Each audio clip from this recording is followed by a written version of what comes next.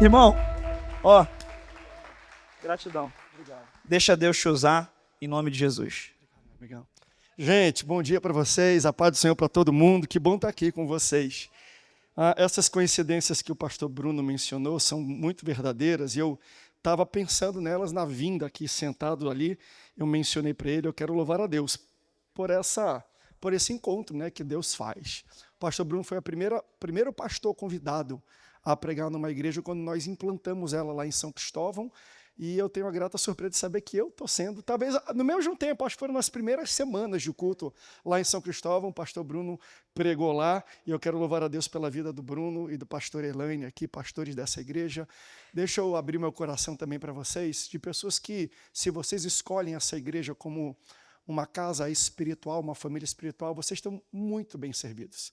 Eles não pediram para eu falar isso, eu falo de coração, até porque o pastor Bruno sempre foi muito presente na minha vida e no nosso ministério.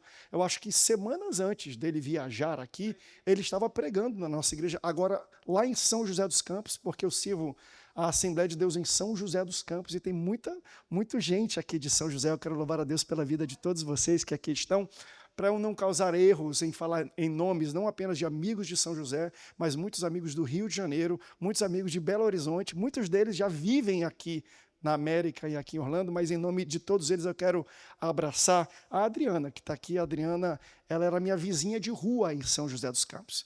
Então era aquela pessoa que eu falava assim, tem comida, está lá no Kids agora, né? Então em nome dela eu falo aqui com o Davi e com o Estevão, que estão aqui. Eu chegava com fome depois de pregar nas nossas igrejas em São José. Sabe aquele vizinho que você toca no caminho e fala, tem alguma coisa para comer aí? Sempre tinha alguma coisa para comer. Sabe o que é engraçado? Que a gente muda de país, mas não muda de comportamento. Eu já fiz pelo menos nessa viagem mais 2 vezes, e liguei, o que tem para comer aí? Aí sempre tinha um estrogonofezinho, alguma coisa, a gente já foi lá comer na casa deles, nas férias aqui, mas eu quero louvar a Deus pela vida deles, mas de todos vocês, amigos joseenses, cariocas, e tá ali o Fred também, enfim, sócios, amigos, né, irmãos em Cristo que aqui estão. Que bom ter vocês aqui nessa manhã, junto com todos os irmãos que eu estou conhecendo agora. Jesus fala que a gente conhece uma árvore pelos frutos. O pastor Bruno e a pastora Elaine têm frutos de permanência, de estabilidade, frutos de serviço, frutos de lealdade. Pelo tempo que eu já os conheço, e eu conheço eles muito antes de eu pastorear e deles pastorearem, embora o pastor Bruno ele era aqueles pregadores mirins, tá? Né? Of the power of the kingdom, ele, desde pequeno ele pregava. Mas ele era um grande pregador, e ele tem 2 grandes escolas ministeriais e muito respeitadas, e as 2 de portas abertas. Ele, ao vir aqui, deixou todas essas portas ministeriais abertas, e ao estar aqui, veja, ele está aqui seguindo um chamado de Deus para a vida dele. Porque para estar aqui, talvez ele não tenha falado para todos aqui, mas ele deixou de pastorear, estar à frente de uma das igrejas mais relevantes do Brasil e do Rio de Janeiro. Eu não estou falando do ministério, estou falando da igreja local a qual ele estava. Porque a igreja que ele servia naquele local, talvez no Rio de Janeiro, estava entre umas 10 das maiores igrejas e mais relevantes do Rio de Janeiro. Então, ao deixar tudo aquilo para estar aqui, é porque ele está seguindo uma vontade, um decreto, uma palavra que Deus tem para a vida dele. Então, se você procura depositar o patrimônio de fé da sua família, você encontra um local, um pastorado e uma árvore estável para isso. Eu aprendi isso com o Adriano e com o Eric. Quando em São José vieram para a nossa igreja, ele falou assim, nós estávamos buscando uma igreja para depositar o nosso patrimônio de fé. Porque você sabia que o maior patrimônio que você tem não são os carros, não são as casas, não são os investimentos, não é o seu dinheiro, é a sua fé. Porque se você tem tudo isso, você vai depositar a sua economia, o seu futuro, o seu esforço em qual país? Se você tem muito dinheiro e vai investir em alguma empresa, em qual empresa você investe? Você vai pegar tudo que você tem, vou botar em Bitcoin, que às vezes não é muito volátil. Mas tem aquelas ações, não tem? Aquelas empresas que são devagar, mas sempre, elas sempre estão crescendo, elas sempre estão estáveis. Entenda a sua fé e a fé da sua família como um patrimônio. Então, quando você for depositar, qual é o histórico? Qual é o passado? De onde vem? Qual é a base? Quais são as primícias ministeriais desta pessoa? Qual o testemunho de vida desta pessoa? Baseado nisso, você poderá tomar uma boa uma boa decisão, e eu tenho certeza. Por quê? Porque até hoje, onde eu vou, o pastor Bruno nem sabe disso, eu falo para algumas pessoas sobre uma atitude que até hoje, talvez ele nem lembre disso, mas marcou a minha vida. Ele foi o primeiro pastor a pregar na Assembleia de Deus lá em São Cristóvão, quando nós iniciamos o trabalho lá. Mas uma semana antes dele pregar, ele apareceu no culto lá, que também era um culto de manhã. Quando eu vi ele entrando, eu já estava no púlpito, ele chegou durante o culto, eu falei, meu Deus, eu olhei, né, para o copastor que foi lá e falou, pastor Bruno, não é hoje a agenda sua. Você foi convidado para pregar só na semana que vem. Aí a fala dele foi, eu sei disso, eu só vim aqui assistir o culto. Isso me marcou muito. Em tempos onde pessoas que são agendadas para pregar chegam quando o culto começou e vão embora antes do culto terminar. Uma semana antes ele foi para conhecer a igreja. E aí semana seguinte ele estava lá rouco, sem voz, pregando, Jesus, pregando assim, lembra disso? Mas isso me marcou muito. Então, para você ver o tipo de pastor e de servo que está servindo essa igreja. Louvado seja Deus, meu amigo, pela tua vida, por essa igreja, por cada um de vocês. E eu desejo, profetizo, que você possa colher do Senhor talvez um pouco daquilo que eu tenho colhido como um pastor. Que Deus prospere e faça frutificar ainda mais aquilo que Ele tem feito. Deus te trouxe para cá debaixo de uma palavra. E o Deus que deu a palavra vai revelar todo o projeto que Ele tem para a vida e para aqueles que acompanham. Amém, igreja? Abra sua Bíblia comigo em João, capítulo 21, a partir do versículo 1. João 21, eu vou ler na versão NVI. Eu vou ler 2 textos, ok? Eu vou ler uma história aqui, depois uma frase para aplicar o texto, é uma das formas que eu gosto de ministrar. Eu quero falar sobre 3 níveis de fé. Pastor, fé tem nível? É óbvio que tem. Existe um texto muito interessante, que não é o texto que eu vou ler, mas em 2 Pedro, que fala assim, concentrando todos os seus esforços, acrescentem a fé que vocês têm, e aí ele entra numa lista de coisas, virtude, alegria, perseverança, piedade, domínio próprio. Então esse texto vai falar que existem coisas que precisam ser adicionadas à fé. Logo, a fé é algo que precisa ser desenvolvido. Eu preciso exercitar a minha fé, assim como eu vou para uma academia para exercitar um músculo e o meu corpo. A fé é um músculo que precisa ser exercitado para que ela se fique forte e para que ela cresça. Então eu vou ler alguns textos aqui, rápido, para mostrar pelo menos 3 fases onde Jesus transiciona a fé de um homem chamado Simão Pedro. E nós temos que nos ver na vida de Simão Pedro. Em que fase de fé nós estamos? Em que nível na nossa caminhada com Cristo nós nos encontramos? Porque eu consigo ver na vida de Simão Pedro pelo menos 3 níveis de fé. Primeiro nível é a fé para seguir. É quando Jesus dá o chamado de Simão falando, tu não serás mais pescador de peixes, você será um pescador de homens. A partir deste momento, Simão deixa o que ele fazia para seguir Jesus. Mas existe um segundo momento onde Jesus faz uma transição para ele começar a servir e para ele começar a aumentar a fé dele. Porque Jesus está com Simão Pedro e em 2 momentos ele vive uma tempestade com Simão Pedro e junto com os seus discípulos. Primeira tempestade que a Bíblia cita, Jesus está dormindo dentro de um barco e ele é acordado por causa de uma tempestade externa. Quando Jesus é acordado, ele fala assim, ele acalma a tempestade, ele para o vento e ele fala para os discípulos, ei, vocês ainda não têm fé? E aí existe uma segunda tempestade que Jesus vive com os seus discípulos. Essa, Jesus já não está dentro do barco, Jesus está fora do barco e vem andando por sobre as águas. E quando Pedro, que na primeira tempestade dita por Jesus não tinha fé, vê Jesus, ele fala, se tu és Jesus, me faz ter ir contigo andando sobre as águas. Aí Jesus só fala, vem. Pedro sai pisando sobre as águas e anda sobre as águas. E aí quando ele submerge, Jesus pega ele e fala assim, homem de pouca fé. Para quem não tinha fé na primeira tempestade, pouca fé já é um grande avanço, já é um grande progresso. Então, Jesus permitiu Pedro viver situações de tempestades para transicionar a fé de Pedro, para crescer, para acrescentar. Porque quando tempestade alcança a vida de um crente, não tira o crente da presença de Jesus, mas joga ele nos colos, nos braços de Jesus, como aconteceu com Simão Pedro. Quando ele começou a submergir por falta de fé, Jesus o pegou, o abraçou e o trouxe de volta para o barco. barco, porque quando você vem para a igreja, você vem no meio da tempestade, é no meio da tempestade que Deus acresce, que Deus acrescenta e faz progredir a fé de um crente. Então, na primeira, ele dá fé para seguir. Na segunda, ele aumenta a fé para servir. E nesse texto, ele aumenta e dá fé, ele conversa, ele transiciona a fé para liderar. Fé para seguir, fé para servir e fé para liderar. Em qual dos 3 níveis você se encontra? Vamos entender como é esse terceiro nível? Porque se você está aqui, se você serve ao Senhor, de alguma forma você já o segue. Se você está aqui na igreja, é porque já tem alguma fé em você em buscar algo em Deus. Pastor, eu já aceitei a Jesus, eu já sirvo a Ele, eu já sigo a Ele, amém. E se você já segue a Ele, você precisa servir a Ele, na sua obra, na igreja, no dia a dia. Mas se você também já serve a Ele na igreja, ou ajuda com alguma coisa no ministério, pastor, você precisa agora liderar. Só que para liderar, a gente precisa ter uma conversa muito madura, muito cabeça.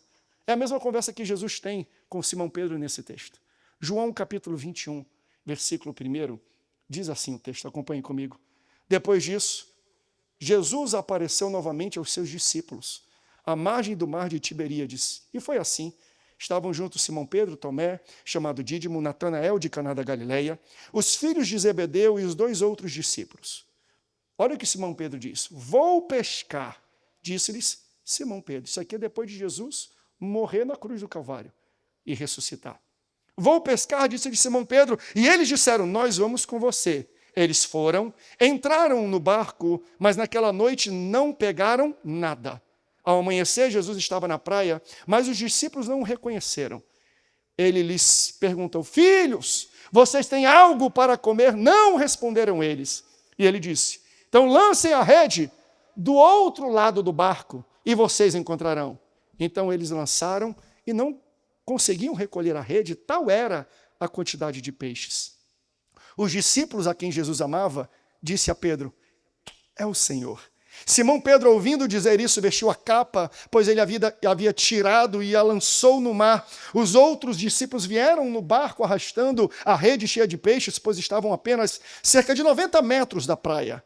Quando desembarcaram, viram ali uma fogueira, peixe sobre a brasa e um pouco de pão. Jesus é um dos meus, peixe na... Só falta um açaí com farinha aqui para completar o negócio. Disse-lhes Jesus, tragam alguns dos peixes que vocês acabaram de pescar. Simão Pedro entrou no barco e arrastou a rede para a praia, ela estava cheia. Tinha 153 grandes peixes. Embora houvessem tantos peixes, a rede não se rompeu. Jesus lhes disse, venham comer. Nenhum dos discípulos tinha coragem de perguntar, quem és tu? Mas eles sabiam que era o Senhor. Então veja, Jesus aproximou-se, tomou o pão, deu a eles e fez o mesmo com o peixe. O segundo texto que eu quero poder aplicar nessa história, 1 aos Coríntios, capítulo 11, versículo 34, só a primeira frase. A primeira frase de 1 aos Coríntios 11, 34 é, quem tem fome, come em casa. Fala para a pessoa do lado, está com fome, meu irmão? Come em casa. Fala. Vocês lembram do que eu falei das 3 fases de transição? Então, a primeira é quando Jesus não é nem apresentado a Simão Pedro, mas se apresenta. André, o irmão de Simão Pedro, era seguidor de João Batista. Quando ele vê João Batista batizando Jesus e ouvindo do seu líder, do seu pastor, que ele era o Messias, André volta para casa e fala com seu irmão Simão, nós encontramos o Messias. Então eu preciso te apresentar. André pega Simão e leva até Jesus. O texto que apresenta esse encontro diz que quando André entra com Simão dentro do ambiente onde Jesus estava, ele nem precisou ser introduzido. Ele fala assim, te conheço, tu és Simão, filho de Jonas, Simão Bar-Jonas, mas tu será Pedro. O que eu acho bonito é que Jesus fala, eu sei quem você é, mas eu também sei quem você vai se tornar. Quando Jesus escolhe uma pessoa, ele não nos escolhe pelo histórico passado. Ele nos escolhe pelo potencial futuro, porque fala a verdade. Se fosse para Jesus olhar para a minha vida e ver os meus feitos passados, eu nunca estaria aqui. Eu não fui escolhido por Jesus para pregar o evangelho por aquilo que eu fiz no passado, mas por aquilo que ele vai fazer na minha vida no futuro, e assim é com você, porque ele olhou, eu sei quem você é, eu sei de onde você veio, eu sei quem é o seu pai, eu conheço a sua casa, você é Simão, filho de Jonas, mas você será pedra, você será Pedro, porque quando Deus olha para alguém e escolhe alguém, não é pelo histórico passado. Isso aqui é tão verdade que quando Jesus, lá na frente, vai ter o terceiro encontro e o chamado a Simão para servir, ele está pregando na margem do Mar da Galileia, e ele fala, está inadequado a minha pregação aqui, eu estou na margem, existe uma multidão, eu preciso de uma tecnologia diferente, eu preciso de uma infraestrutura para pregar melhor. Então ele fala, eu preciso de um barco para do barco pregar para a multidão. Ele olha para o barco de quem? De Simão, que está lavando as redes porque não teve pesca, porque não teve sucesso. Olha como Jesus inicia o ministério. Se eu vou hoje me associar a pessoas para fazer um empreendimento, eu quero me associar a pessoas com sucesso. Fala a verdade. Se você olha para o mercado de trabalho, se você quer iniciar uma startup, eu vou atrás de pessoas que têm case, pessoas que têm sucesso no passado, pessoas que estão escalando e crescendo. Jesus fez o contrário. Ao olhar para aquela margem que eu imagino que tinham muitos outros barcos, ele fala, eu vou escolher um barco de alguém que não teve sucesso na pesca.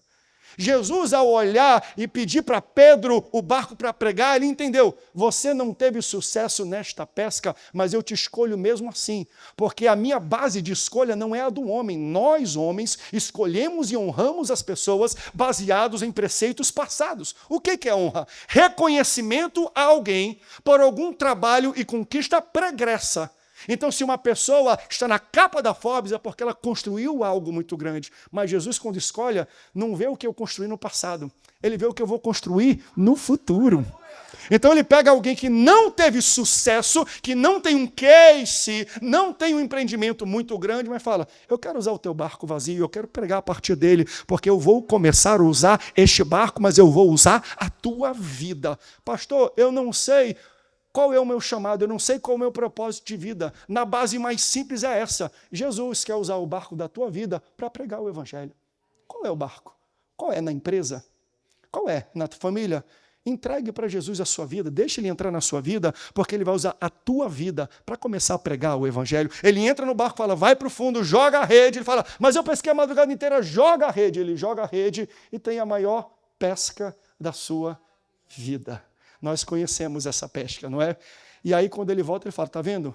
Você não será mais pescador de peixes, você será pescador de homens. Como fala um pregador amigo meu, qual é a diferença de pescar peixe e pescar homem? Peixe a gente pesca vivo para morrer, e homem a gente pesca morto para viver na santa paz e ir para o céu. Quando acaba isso, ele larga a pesca maravilhosa e segue Jesus. Então começa a seguir. Primeira transição. Segunda transição, eu falei na minha introdução aqui, é a transição de fé. É quando Jesus permite a gente viver tempestades, porque são tempestades que aumentam a fé do crente. Na primeira tempestade, Jesus falou, vocês não têm fé. E na segunda, homem de pouca fé. De tempestade em tempestade, ele vai acrescendo a nossa fé. Agora, nesse terceiro momento que nós lemos aqui, Jesus havia morrido. Pedro falou, e agora? O que vai ser do nosso mestre? Não era ele o Messias. Então a gente começa a ver um Pedro decepcionado. Decepcionado com quem? Com Jesus. Veja, não é por falta de fé, é porque ele tinha fé exacerbada que Jesus seria o Messias e faria aquilo que ele pregaria, só que ele tinha miopia, ele não entendia qual era a missão real de Jesus. A decepção que Simão está vivendo aqui, que o faz voltar às práticas antigas, de onde Jesus o tirou, é porque ele falou assim, ele vem, ele vai conquistar, ele vai reinar, ele vai crescer, ele vai ser o mestre, ele vai ser o príncipe, ele vai acabar com toda... Como era o desejo daquela igreja inicial. Mas ele vê um Jesus que morreu. E agora? O que nós vamos fazer? Ele está decepcionado com Jesus, mas ele está decepcionado com ele também, porque ele falou para Jesus, ei, só vão te alcançar, que Jesus fala, olha, eu vou ter que morrer. Ele fala, nem que a vaca tussa, em outras palavras. Só passando por cima do meu cadáver que vão chegar até você. Aí daqui a pouco Jesus fala assim, ei, antes do galo cantar, tu vai me negar 3 vezes. Ele fala, não, isso não vai acontecer. E acontece exatamente como ele havia dito. Então Pedro está decepcionado com Jesus, mas está decepcionado consigo. E aí o que ele faz? Ele faz o que a decepção faz quando ela toma as rédeas da nossa vida. A decepção, quando ela senta no banco do motorista e dirige a nossa vida, ela toma as piores decisões possíveis. Não tome grandes decisões baseado na sua decepção, porque a decepção é um péssimo navegador, é um péssimo motorista. O que ele faz? O texto que nós lemos disse, ele volta a pescar. Então ele volta, baseado na sua decepção, a fazer aquilo que ele fazia antes de conhecer Jesus. Porque Jesus foi muito claro, você não será mais pescador de peixe. Eu tenho um projeto para a sua vida. Só que quando eu estou decepcionado, eu coloco o projeto de Deus em segundo plano e eu volto a fazer e volto a frequentar um ambiente que eu frequentava de onde Jesus havia me tirado. Jesus já te tirou daquele ambiente. Ele já te tirou do meio daquelas pessoas. Ele já tirou daquele comportamento. Por que você quer voltar para esse local? Eu volto porque eu estou decepcionado. Não deixe a decepção dirigir as decisões da sua vida. Porque a decepção te faz retornar para o local onde Jesus te retirou. Mas segundo, a decepção te faz fazer a leitura equivocada dos ambientes. Nós lemos aqui no texto, ele falou, vou pescar. E eles disseram, eles quem? Os outros discípulos, também decepcionados, eles disseram, nós vamos com você. Você entende isso? Decisão errada e leitura equivocada do cenário. Ele decide pescar e todos os que estão ao redor o acompanham. Porque a decepção me faz pensar que companhia das pessoas é confirmação de Deus. Eu vou para cá, estamos contigo, está vendo? É Deus falando. Por quê? Porque está todo mundo comigo, porque está andando todo mundo comigo, porque está todo mundo me respondendo. Muito cuidado. Porque às vezes quando eu estou decepcionado, a minha leitura vai ser confirmação de pessoas e companhia de pessoas é respaldo de Deus. Eu digo isso em qualquer nível, mas eu como um pastor de igreja e pastor de pastores, e eu digo isso para a glória de Deus, mas lá em São José, nós somos um campo, né, que a gente chama de campo na Assembleia de Deus, de 180 igrejas. Então eu tenho que lidar com 180 líderes locais de pastores, com reuniões, e às vezes nós temos casos de pastores que falam assim, eu estava à frente desta igreja e a igreja bombou. Logo, se eu for para outra igreja, se eu sair daqui, se eu abrir aqui, se eu fizer ali, as pessoas, o líder daqui, o líder de jovens, o cara dele, eles vão me acompanhar da igreja. Logo, se eu fizer isso, vai dar certo lá também. Se deu certo aqui, vai dar certo lá, porque os meus líderes me acompanham. Sabe qual é a pior coisa? É que a decepção me faz ter a leitura equivocada do ambiente. Não é porque você sabe fazer que vai dar certo. Porque o resultado não é oriundo da sua ação. O resultado é oriundo da autorização de Deus. Essa igreja vai dar certo porque existe uma palavra e uma autorização de Deus a partir desta igreja. Ela não vem a partir de alguém machucado, ela não acontece a partir de alguém decepcionado, pelo contrário, de alguém que teve que abrir mão de grandes coisas para seguir o chamado de Deus. Aleluia! Porque você vê aqui no texto, tem muitas pessoas que falam assim, eu sei fazer. Parabéns para você, eu também sei. Gente, eu sou filho de pastor. Eu sou sobrinho de pastor, irmão de pastor. Eu sou neto de pastor, eu sou bisneto de pastor. Sou a 4ª geração da Igreja Assembleia de Deus lá. Meu pai é pastor na igreja em Belém, a igreja mãe da Assembleia de Deus no Brasil. Meu avô, minha avó, meu tataravô, por parte de mãe e de pai, são tudo pastores. Eu sou totalmente pasteurizado, como falam. Eu vim de uma casa de pastores. Logo, andando e crescendo na igreja, eu sei fazer uma oração. Eu lembro do meu filho vem aqui brincando, faz uma oração aqui para abrir o culto. Eu pegava o microfone, Senhor, nosso Pai, nosso Deus, que hoje tu mande chuvas seródias de bênçãos, que o culto seja estrogonoficamente sensível, inoxidável, que hoje tu use o pregador com uma palavra diurética em nome de Jesus. Então, veja, usar palavras bonitas para fazer uma oração de abertura, eu cresci num ambiente de igreja, eu sei fazer. Eu sei até expulsar demônio, eu brincava de expulsar demônio no culto com meus filhos. Eu chegava, estou endemoniado, eu brincava. Eu pegava com meus primos, a gente brincava de culto. Um tirava oferta, outro pregava, outro era endemoniado, outro expulsava o demônio. Sabe aquela dinâmica engraçada de crianças? Eu cresci nesse ambiente. Olhar para alguém, repetir o que ele faz, eu também sei. Mas vai ter resultado? Veja, resultado não é oriundo da atuação. O resultado não é oriundo da ação humana, mas da autorização divina. Isso aqui está lá em Levítico, capítulo 10, versículo 1 e 2, pastor Bruno. Diz assim, ó, Arão, veja, sumo sacerdote, tem 2 filhos, Nadab e Abiú.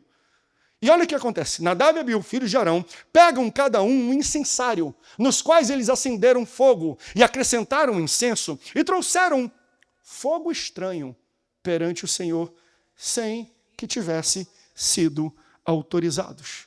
Então saiu fogo da presença do Senhor e os consumiu. Eles morreram perante o Senhor, diz o texto. 2 filhos de um sumo sacerdote cresceram no ambiente do templo, cresceram no ambiente do tabernáculo, do santo dos santos. Eles entendiam tudo, sabiam fazer e fizeram. O que aconteceu? Foram mortos e consumidos. Por quê? Porque o resultado desse tipo de trabalho não é oriundo da ação, é oriundo da autorização. O texto mesmo diz, sem que tivesse sido autorizados. Logo, o resultado ministerial não vem porque eu sei fazer, vem porque Deus me permitiu fazer. Vem debaixo de uma palavra e de uma autorização. Logo, se pessoas me acompanham, isso não é respaldo de Deus. A voz do povo não é a voz de Deus. Então, Deus não tem compromisso em respaldar palavras que ele não disse. Nós temos que ter cuidado. Decepção, ela me faz ter uma leitura equivocada do momento e do ambiente que eu estou vivendo. Companhia de pessoas não é confirmação divina. A decepção atrapalha a minha decisão. A decepção me faz ver um ambiente de maneira equivocada, mas ela também mexe com a minha visão de Deus. O texto, ao amanhecer, Jesus estava na praia, mas os discípulos não reconheceram. Ué, não andaram 3 anos e meio com Jesus? Como é que eles não veem que é Jesus? Pastor, o texto fala, ele estava na margem, estava longe, a 90 metros, não tinha como ver Jesus na distância. Ok, mas Jesus falou e lhes perguntou, filhos, veja, 3 anos e meio, está longe, eu tenho miopia, ou eu nem sei se é miopia ou estigmatismo, que não dá para ver na distância, logo eu não consigo reconhecer, a pessoa está muito longe, ok, mas a voz? Jesus fala, filhos, vocês pegaram alguma coisa ou têm algo para comer? Não, responderam eles. Então você entende isso? Jesus estava ali, mas eles não reconheceram, porque a decepção altera a minha percepção da presença de Jesus no meu meio. Deus está falando, mas eu não vejo Deus. Deus está aqui, mas eu não vejo Deus, porque eu estou muito decepcionado. Então, a decepção ela não pode dirigir as decisões da sua vida, porque ela te leva para o local anterior que você estava, porque ela mexe e ela faz você pensar que confirmação de Deus é confirmação de pessoas. E você não tem a visão real do que Deus está falando, do que Deus está fazendo. Mas o que eu acho bonito é que mesmo no meio disso tudo, alguma coisa os faz obedecer à palavra de Deus. Ele fala assim, joga do outro lado então. Aí eles jogam a rede para o outro lado, aí tem uma pesca extraordinária. Quando o resultado vem, eles... eu lembro desse momento. João fala, é Jesus. Porque às vezes a gente só reconhece Jesus depois do resultado positivo.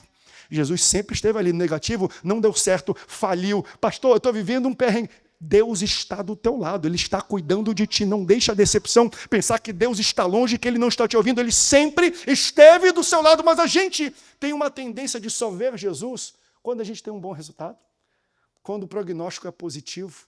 Mas eles jogam e o resultado vem. Porque eu louvo a Deus por isso. Porque para Ele mudar a nossa sorte, o nosso destino, Ele não precisa mudar o barco, Ele não precisa mudar a rede, Ele não precisa mudar o local, só precisa mudar o lado.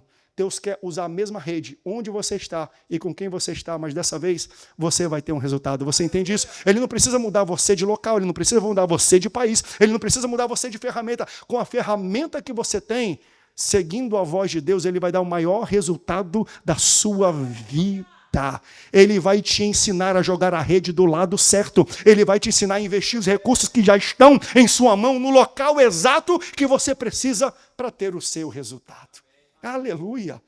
Joga e eles jogam. E a gente precisa, mesmo em um ambiente de decepção, que pode parecer talvez uma vida de alguém fora do seu país, estar sensível à voz de Deus, porque as ordens de Deus são claras o bastante para você tomar uma ação, mas não são específicas para te dar segurança. É só você ver. Aqui, ele chega com Abraão. Abraão, sai da tua terra, da tua parentela, da casa do teu pai. Ordem específica e clara. E vai para onde, Senhor? Você não está pronto ainda para essa conversa. Então a palavra de Deus sempre é o bastante para me mover, mas nunca é o bastante para me deixar confortável. A palavra de Deus para você é para você levantar e tomar uma ação. Mas ele não vai entrar em detalhamentos. Logo, se você espera segurança prévia e detalhamento para levantar e jogar a rede, você nunca vai jogar. Porque a palavra de Deus é específica bastante para você se levantar, mas ela não é detalhada para você ter confirmações de detalhes. Logo, se Deus mandou você sair, saia. Então pega a rede e joga. Sai da tua terra e vai. Sai do barco e anda. Se ele falou vem, se ele falou joga, se ele falou lança, faça. Sai da tua terra, da tua parentela, da casa do teu pai, palavra específica. E vai para onde? Para uma terra que eu ainda vou te mostrar. Zero detalhamento. Talvez muitos aqui estão debaixo de uma palavra assim.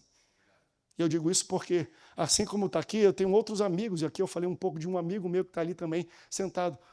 Presa, tudo está voando no Brasil. Vou para os Estados Unidos. Por quê? Porque eu estou debaixo de uma palavra. Que palavra? Não sei. A palavra é vai. O que vai acontecer? Não sei, porque Deus mandou eu sair e eu estou aqui vivendo as promessas de Deus. O Deus que te deu a palavra é o que respalda a palavra dele.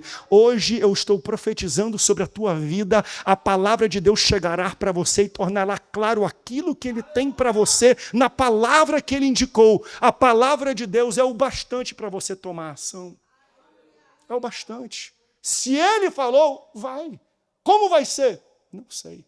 Porque ele não vai detalhar.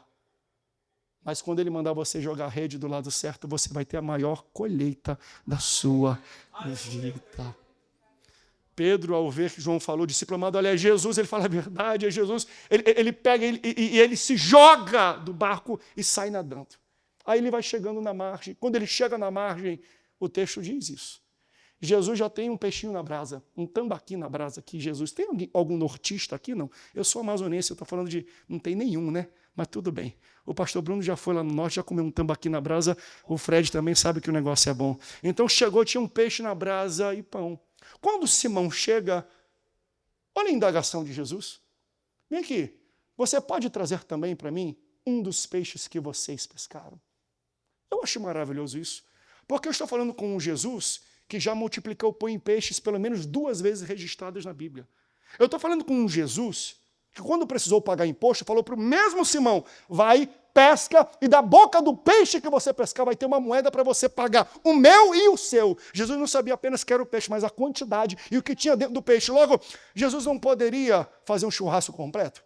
Ele não poderia já ter multiplicado? Ele não poderia já, assim que você chegar, todo o peixe que você precisa, todo o pão já está disponível, mas ele pede de Simão o resultado da pesca de Simão. Ele fala, tu pode contribuir com o churrasco? Tu pode trazer para mim algum dos peixes que você pescou? Jesus poderia jogar até na cara, porque ele teria autoridade para isso. Simão, pega um dos peixes que você pescou por causa da minha dica.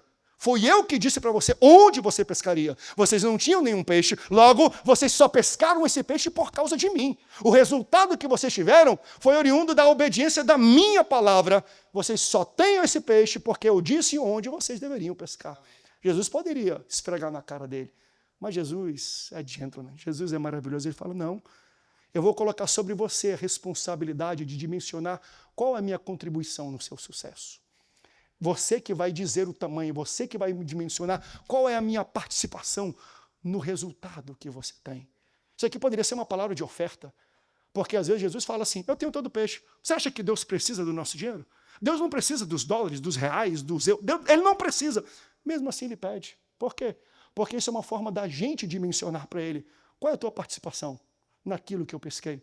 Qual é a tua participação no meu salário, na minha vida, no meu resultado? Porque nós falamos, tudo que eu tenho vem de Deus. Logo, se vem de Deus, será que você pode devolver alguma coisa quando ele pede de volta? Nós somos maravilhosos em pedir e bons em receber, péssimos em dar.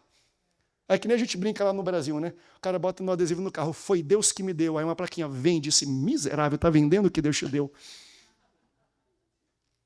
De vez em quando, o Deus dos céus e da terra, de todo o universo, pode ter todos os peixes, mas ele pede para você: será que você pode trazer para mim alguma coisa que você pescou? Porque isso é uma da forma dele reafirmar no nosso coração: eu quero que você lembre quem é a fonte do seu resultado. Quem falou para você onde você deveria pescar? Quem te trouxe para a América? Quem abriu a porta do emprego? Quem te deu uma conexão para o documento? Quem te conectou com pessoas para crescer, para exercitar, para adicionar na tua fé? Quem te trouxe para esse ambiente? Foi ele. Então, de vez em quando, ele vai pedir de você alguma contribuição. Será que você está disponível para dar para Jesus aquilo que ele pede? Então Simão vai e ele pega os peixes grandes, diz o texto, e leva até Jesus. Aí Jesus bota na brasa e aí começa uma conversa que nós não lemos no texto, mas depois você se aprofunda na sua casa, na meditação dessa palavra durante esse domingo. Quando ele serve o peixe, ele prepara o alimento, ele começa uma conversa de transição na fé daqueles homens, principalmente na Simão Pedro. Primeira foi fé para seguir. Primeira, segunda, fé para servir. Essa conversa é fé para liderar. É uma mudança de postura em quem já é crente e salvo, em quem já serve ao Senhor. Quando traz aquele peixe, Jesus chega assim: Simão, tu me amas? Senhor, eu te amo. Simão, tu me amas mais que estes? Senhor, claro. Simão, tu me amas de verdade? Senhor, tu sabes. Então apacenta as minhas ovelhas. Que lição é essa? E o que isso tem a ver com o texto da fome, pastor? Simples. E aqui eu quero chegar ao principal ponto e o ponto final dessa ministração, para você poder entender. Simão havia voltado a pescar porque Jesus morreu. Então Jesus quer reafirmar a fé de Pedro, falando assim: vem aqui, eu vou te servir uma última vez. Está aqui a comida e você contribuiu. Eu quero que você aprenda a preparar o seu próprio alimento. Porque daqui para frente eu subirei, eu estarei no céu. Eu pessoalmente não estarei com vocês. Até agora vocês aprenderam, vocês foram tutoriados, ensinados, mentoreados por mim. Até agora fui eu que multipliquei o alimento, fui eu que preparei o alimento, fui eu que dei a provisão, fui eu que paguei o imposto, até o momento fui eu que curei, fui eu que expulsei o demônio. Vocês viram eu fazendo porque eu estava ensinando vocês. Agora traz um pouco do teu peixe e coloca aqui. Eu vou te ensinar a cozinhar a tua própria comida, porque daqui para frente não serei eu que vou te alimentar, é você que terá que alimentar as pessoas. A transição de um servo para o líder é a mudança de mentalidade, mas de metodologia, porque você entende? Mentalidade é a forma de pensar, metodologia é a forma de agir. Logo, para ele mudar a minha forma de agir, ele tem que mudar a minha forma de pensar. O que ele está falando é: eu quero mudar como você pensa, o que é servir a mim, o que é liderar na minha igreja, porque você não será mais um consumidor de culto. Você será um doador. Você não será uma pessoa que vem só para comer, para ver o ambiente, para receber a palavra, para receber o culto, vamos dizer, dos irmãos aqui. Todo mundo toca, glória a Deus, que voz maravilhosa. Eu adoro o sino, tu és o que a minha alma, glória a Deus, eu estou sendo alimentado. Mas tem um momento que você vai ter que parar de ser alimentado e vai começar a ter que fazer a comida para alimentar os outros. Essa é a transição que ele está propondo para Simão Pedro. Simão, pela última vez, coloca aqui, vamos ter uma dinâmica. Se tu me amas, é você que vai apacentar as minhas ovelhas. Apacentar é guiar, é corrigir, mas é alimentar. Então bota o teu peixe aqui. Eu vou te ensinar a preparar a tua própria comida. Meus irmãos, numa igreja que já é madura, de um pastor maduro, nós, como igreja, temos que ter essa postura. Eu acho que Deus tem que fazer um avivamento no meio de todas as igrejas, mudando a postura de crentes consumidores para crentes doadores. Crentes que só vêm se alimentar de uma palavra e de uma performance para começar a falar: não, sou eu que tenho que prestar culto, sou eu que tenho que fazer. Quando eu vou para uma igreja, eu já chego alimentado. Sabe por quê? Porque quem tem fome, come em casa. Fala para a pessoa do outro lado: está com fome? Come em casa. O que isso quer dizer na nossa prática? Não terceirize ao pastor, não terceirize ao pastor Bruno e à pastora Elaine o seu alimento semanal. Se a única vez que você abre a Bíblia para ler é no culto de domingo de manhã, quando o pastor Bruno e a pastora Elaine falam: abra a sua Bíblia para a gente ler o texto, se essa é a única vez que você lê a Bíblia, você corre sérios riscos de ficar desnutrido durante a semana. Você precisa criar um hábito de preparar a sua própria comida. Você não pode terceirizar a igreja by faith, um único alimento que você tem na semana, senão você vai morrer de fome. Quando chegar na terça-feira, você já estará faminto. A igreja, ela é responsável por preparar uma boa comida. Porém, ela prepara para todo mundo e não ao gosto de cada um. Porque tem gente aqui que gosta de sushi, o outro gosta de macarronada. Eu estava falando com o Fred, de oxtail, rabada. Me encontra uma rabada nessa América, eu quero comer com agrião, eu gosto disso. Mas veja, se eu venho para a igreja querendo comer oxtail, não vão servir. Sabe por quê? Porque o alimento que serve aqui é para todo mundo, mas não ao gosto de todos. Aí eu saio da igreja e falo assim, não cantaram a música que eu gosto. Não cantaram no ritmo que eu gosto. O pastor pregou uma mensagem, mas foi muito dura. Eu não gostei. Bem, se você não gostou do culto, que bom. O culto não é para você. O culto é para Deus. Mas o que eu estou falando é, se eu não gosto do número, eu gosto de 5 hinos, pastor, faz como eu faço na igreja. Teve um culto que para mim foi um divisor de águas no entendimento dessa mensagem, que foi o que me levou a mergulhar na palavra e buscar, Senhor, como é que pela palavra eu posso ensinar a igreja e não apenas do meu coração? Eu não quero chegar na igreja e desabafar uma insatisfação pastoral, mas eu quero que a Bíblia me ensine como eu preciso transmitir isso para a igreja. Por isso que nasceu essa mensagem, foi num culto, sendo pastor de Assembleia de Deus, e um pastor jovem, onde nós sempre temos os hinos da harpa com a nossa orquestra, muito bonita. Não é bobo não, um negócio big band, violento. Bonito demais. Quem sabe muito bem. Tocou. Quando acabou o culto, chegou um irmão mais antigo e falou assim, pastor, só cantaram 2 hinos da harpa. Eu sou do tempo que a gente cantava 5, que todos os louvores da igreja era só hino da harpa. Tem que cantar mais, pastor. A gente é Assembleia de Deus. Cadê a nossa identidade? Aí chegou um jovem. Pastor, só cantaram 2 louvores. Porque de onde eu vim cantavam 5 louvores, era 40 minutos só de louvor, pastor, só 2 louvores, não dá para sustentar, eu vou ter que procurar um outro local. No mesmo culto, alguém falou que eu cantava pouco hino e outro falava que cantava pouco louvor. Como é que você resolve isso? Deus me deu essa sabedoria. Aí o irmão falou, pastor, toca 2. Eu falei, só faz o seguinte, meu irmão, ao vir para cá, o irmão gosta de quantos hinos? 5, faz o seguinte, ao vir para cá, você coloca lá na vitrola lá em casa, o seu disco lá do Vitorino Silva. E eu gosto, tá? Estou dizendo isso não, porque eu gosto. Você pega...